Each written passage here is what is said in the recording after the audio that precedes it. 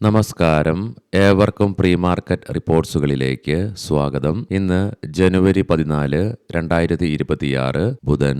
ഇന്നലെ നമ്മുടെ മാർക്കറ്റ് അടച്ചതിന് ശേഷം യുഎസിൽ നിന്നും റിലീസ് ചെയ്ത ഇൻഫ്ലേഷൻ ഡേറ്റയുടെ റിസൾട്ട്, കൂടാതെ ഇന്ത്യയും യുഎസും തമ്മിലുള്ള ട്രേഡ് ഡീലിന് മുകളിൽ ഇന്നലെ ചില ചെറിയ ഡെവലപ്മെന്റ്സുകൾ നടക്കുകയുണ്ടായി. ഇവയെക്കുറിച്ചൊക്കെ വിശദമായി തന്നെ നമുക്ക് ഈ വീഡിയോയിൽ പരിശോധിക്കാം. നാളെ മഹാരാഷ്ട്രയിൽ തദ്ദേശ തിരഞ്ഞെടുപ്പായതിനാൽ തന്നെ നാളെ ഇന്ത്യൻ മാർക്കറ്റിന് അവധിയാണ്.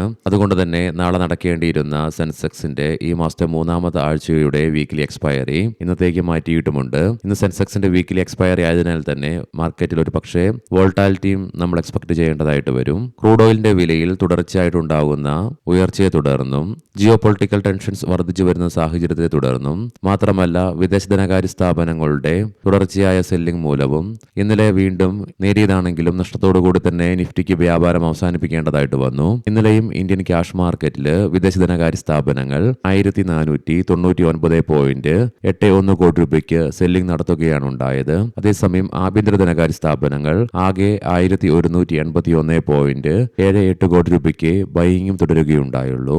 ഇന്നത്തെ നമ്മുടെ മാർക്കറ്റിലേക്ക് സ്പെസിഫിക് ആയിട്ട് വന്നു കഴിയുമ്പോൾ അനലിസ്റ്റുകളുടെയും എക്സ്പേർട്ടുകളുടെ അഭിപ്രായ പ്രകാരം നിഫ്റ്റിക്ക് ഇന്ന് 25,900, 26,000 എന്നീ ലെവലുകൾ അതിശക്തമായി മറികടന്നുകൊണ്ട് സൈക്കോളജിക്കൽ ലെവലായ 26,000 എന്ന ലെവലിന് മുകളിലായിട്ട് നിലനിൽക്കുവാൻ സാധിക്കുകയാണെങ്കിൽ മാത്രമേ തുടർന്ന് മുന്നോട്ടൊരു പ്രയാണം സാധ്യമാവുകയുള്ളൂ. ഇനി അതേസമയം ഇന്ന് നിഫ്റ്റിയിൽ ഒരു ഫോൾ ഉണ്ടാവുകയാണെങ്കിൽ 25,600 എന്ന ലെവൽ ഇമ്മീഡിയറ്റ് സപ്പോർട്ടായിട്ടും തുടർന്ന് 25,450 എന്ന ലെവൽ ക്രൂഷ്യലായതിനാൽ തന്നെ ഈ ലെവൽ ഇന്ന് നിഫ്റ്റി ബ്രേക്ക് ചെയ്യുകയാണെങ്കിൽ ഒരു പക്ഷേ സെല്ലിംഗ് പ്രഷറും അനുഭവപ്പെട്ടേക്കാം. പ്രത്യേകം ശ്രദ്ധിക്കുക, ഇത് ട്രേഡ് റെക്കമെൻഡേഷൻ അല്ല, അനലിസ്റ്റുകളുടെയും എക്സ്പേർട്ടുകളുടെ അഭിപ്രായങ്ങൾ മാത്രമാണ്. എഡ്യൂക്കേഷൻ പർപ്പസിന് വേണ്ടിയിട്ടാണ് ഈ ലെവലുകൾ വിശദീകരിക്കുകയും ഉണ്ടായത്.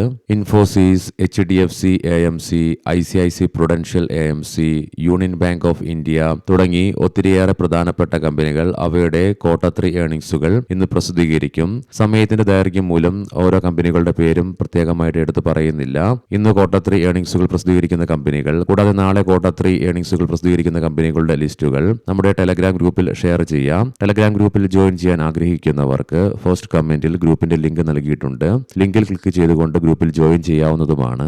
ഇന്ന് ഇന്ത്യയിൽ നിന്നും ഉച്ചയ്ക്ക് 12 മണിയോടുകൂടി ഡിസംബർ മാസത്തെ WPI food, WPI inflation, manufacturing തുടങ്ങിയ ഡാറ്റകളുടെ റിലീസ് നടക്കാനിരിക്കുന്നു. ഇന്നലെ വൈകുന്നേരം നമ്മുടെ മാർക്കറ്റ് അടച്ചതിന് ശേഷം ഇന്ത്യൻ മാർക്കറ്റും ഗ്ലോബൽ മാർക്കറ്റും ഒരേപോലെ കാത്തിരുന്ന ഇൻഫ്ലേഷൻ ഡാറ്റയുടെ റിസൾട്ട് ഇന്നലെ യുഎസിൽ നിന്നും പ്രസിദ്ധീകരിക്കുകയുണ്ടായി.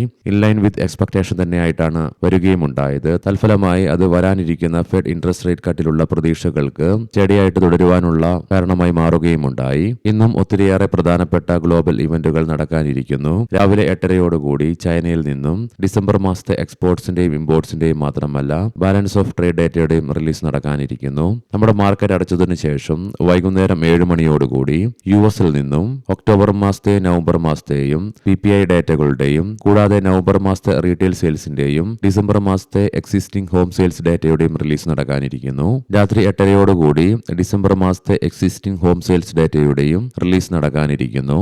മിനിഞ്ഞാന്ന്, അതായത് തിങ്കളാഴ്ച, യുഎസിന്റെ ഇന്ത്യയിലേക്കുള്ള പുതിയ സ്ഥാനപതിയുടെ ഭാഗത്ത് നിന്നും ഇന്ത്യ US ട്രേഡ് ടോക്കിനെ കുറിച്ച് പുതിയ പ്രതീക്ഷകൾ പ്രഖ്യാപിക്കുക തന്നെയുണ്ടായി. ഈ ഒരു പ്രഖ്യാപനത്തിന്റെ നടപടി എന്ന വണ്ണം ഇന്നലെ വ്യാപാരം, നിർണായക ധാതുക്കൾ, ആണവോർജം, പ്രതിരോധം എന്നീ മേഖലകളിലെ സഹകരണത്തിൽ ശ്രദ്ധ കേന്ദ്രീകരിച്ച് ഇന്ത്യൻ വിദേശകാര്യമന്ത്രി ശ്രീ S ജയശങ്കർ ചൊവ്വാഴ്ച US സ്റ്റേറ്റ് സെക്രട്ടറി മാർക്കോ റൂബിയുമായി ഒരു ഫോൺ സംഭാഷണം നടത്തുക തന്നെയുണ്ടായി. ഈ ഫോൺ സംഭാഷണത്തിന് ശേഷം ഇന്ത്യൻ വിദേശകാര്യമന്ത്രി ശ്രീ ജയശങ്കർ താനും US സ്റ്റേറ്റ് സെക്രട്ടറിയുമായിട്ട് ഊഷ്മളമായ ഫോൺ സംഭാഷണം തന്നെയാണ് നടക്കുകയും ഉണ്ടായത് എന്നുള്ള അഭിപ്രായമാണ് അദ്ദേഹവും പങ്കുവയ്ക്കുകയുണ്ടായത്.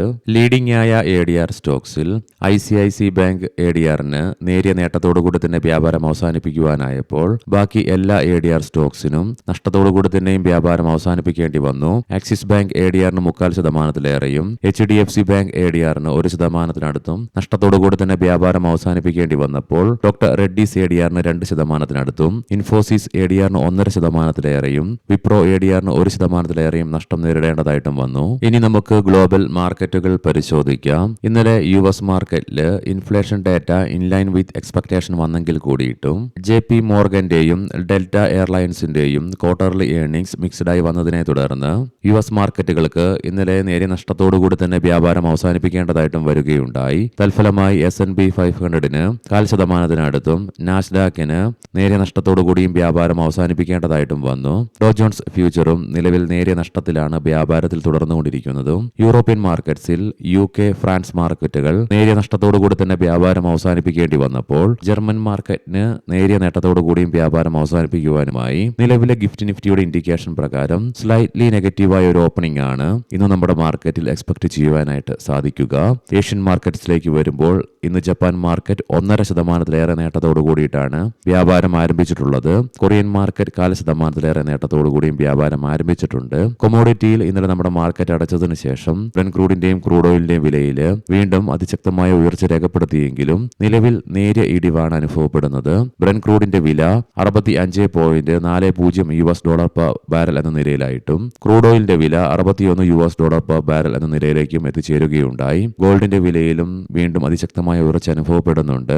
തൽഫലമായി ഗോൾഡിന്റെ വില $4,614.93 per ഔൺസ് എന്ന നിലയിലേക്കായിട്ടും എത്തിച്ചേരുകയുമുണ്ടായി. ഇനി നമുക്ക് സ്പെസിഫിക് ആയിട്ട് നിഫ്റ്റിയുടെയും ബാങ്ക് നിഫ്റ്റിയുടെയും ടെക്നിക്കൽസിലേക്ക് പ്രവേശിക്കാം. ഇന്നു മുതൽ നമ്മൾ നിഫ്റ്റിയുടെ 3-ാമത്തെ ആഴ്ചയിലേക്ക് പ്രവേശിക്കുന്നതിനാൽ തന്നെ ഇന്നുകൊണ്ട് അടുത്ത ആഴ്ചയിലേക്കുള്ള വീക്ക്ലി കോൺട്രാക്ട്സിൽ ഏകദേശം ഓപ്പൺ ഇൻട്രസ്റ്റുകളൊക്കെ ക്രിയേറ്റ് ചെയ്യപ്പെടും. എങ്കിലും PCR 0.66 എന്ന നിലയിലും മാക്സ് പെയിൻ 25,800 എന്ന ലെവലിലുമായിട്ട് നിലകൊള്ളുന്നു. ഇന്നലെ വീക്ക്നെസ് അനുഭവപ്പെട്ടെങ്കിലും ലോവർ ലെവൽസിൽ ഉടലെടുത്ത സ്ട്രോങ് ബൈങ്ങിന്റെ ഫലമായിട്ട് ലോവർ ഷാഡോയോട് കൂടിയിട്ടുള്ള ലോങ് ബെയറിഷ് ക്യാൻഡിലാണ് നിഫ്റ്റിയുടെ ഡെയിലി ചാർട്ട്സിൽ നിന്നും ദൃശ്യമാകുന്നത്. മാത്രമല്ല ഇന്നലെയും നിഫ്റ്റിക്ക് അതിന്റെ ഷോർട്ട് ടൈം മൂവിംഗ് ആവറേജുകളുടെയും മിഡ് ഡേ മൂവിംഗ് ആവറേജായ 50-day EMA-യുടെയും താഴെയായിട്ട് തന്നെ വ്യാപാരം അവസാനിപ്പിച്ച് തുടരേണ്ടതായിട്ടും വന്നു. RSI-ലും നേരിയ ഇടിവ് രേഖപ്പെടുത്തി 41.16 എന്ന ലെവലിലേക്കും എത്തിച്ചേർന്നു. എങ്കിലും ഇന്നലെ തുടർച്ചയായി 3-ാമത്തെ ട്രേഡിംഗ് സെഷനിലും നിഫ്റ്റിയെ സംബന്ധിച്ചിടത്തോളം അതിന്റെ 100-day EMA നല്ലൊരു സപ്പോർട്ടായിട്ട് വർക്ക് ചെയ്യുകയുമുണ്ടായി. വീക്കിലി ഓപ്ഷൻസ് ഡാറ്റ പ്രകാരം 26,000 എന്ന സ്ട്രൈക്കിലാണ് കോൾ സൈഡിലേക്ക് ഏറ്റവും കൂടുതൽ ഓപ്പൺ ഇൻട്രസ്റ്റ് കാണുവാനായിട്ട് സാധിക്കുക. അതേ സ്ട്രൈക്കിൽ തന്നെയാണ് ഏറ്റവും കൂടുതൽ കോൾ റൈറ്റിംഗും നിലവിൽ കാണുന്നത്. പുട്ട് സൈഡിലേക്ക് 25,000 എന്ന സ്ട്രൈക്കിലാണ് ഏറ്റവും കൂടുതൽ ഓപ്പൺ ഇൻട്രസ്റ്റ് കാണുവാൻ സാധിക്കുന്നത്. അതേ സ്ട്രൈക്കിൽ തന്നെയാണ് ഏറ്റവും കൂടുതൽ പുട്ട് റൈറ്റിംഗും നിലവിൽ കാണുന്നത്. ബാങ്ക് നിഫ്റ്റിയുടെ PCR 0.89 എന്ന നിലയിലും മാക്സ് പെയിൻ 59,500 എന്ന ലെവലിലുമായിട്ട് നിലകൊള്ളുന്നു. ലോവർ ലെവൽസിലുള്ള ബൈയിങ് ഇൻട്രസ്റ്റ് തുടരുമ്പോഴും വീക്ക്നെസ്സിനെ സൂചിപ്പിച്ചുകൊണ്ട് ലോവർ ഷാഡോയോട് കൂടിയിട്ടുള്ള ബെയറിഷ് ക്യാൻഡിലാണ് ബാങ്ക് നിഫ്റ്റിയുടെ ഡെയിലി ടൈം ഫ്രെയിമിൽ നിന്നും ദൃശ്യമാകുന്നത്. എങ്കിലും ബാങ്ക് നിഫ്റ്റിക്ക് അതിന്റെ ഷോർട്ട് ടൈം മൂവിംഗ് ആവറേജ് ആയ 10-day EMA ഒഴിച്ചു നിർത്തിയാൽ 20-day EMA ഉൾപ്പെടെ ബാക്കി എല്ലാ കീ മൂവിംഗ് ആവറേജുകളുടെ മുകളിലായിട്ടും വ്യാപാരം അവസാനിപ്പിച്ച് തുടരുവാനുമായി RSI-ലും നേരിയ ഉയർച്ച രേഖപ്പെടുത്തിക്കൊണ്ട് 53.53 എന്ന ലെവലിലേക്കും എത്തിച്ചേർന്നു.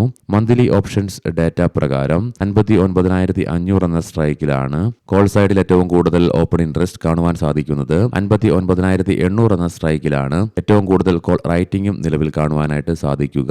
59,500 എന്ന സ്ട്രൈക്കിൽ തന്നെയാണ് പുട്ട് സൈഡിലേക്കും ഏറ്റവും കൂടുതൽ ഓപ്പൺ ഇൻട്രസ്റ്റ് കാണുവാൻ സാധിക്കുന്നതെങ്കിലും 59,600 എന്ന സ്ട്രൈക്കിലാണ് ഏറ്റവും കൂടുതൽ പുട്ട് റൈറ്റിംഗ് നിലവിൽ കാണാനായിട്ടും സാധിക്കുക.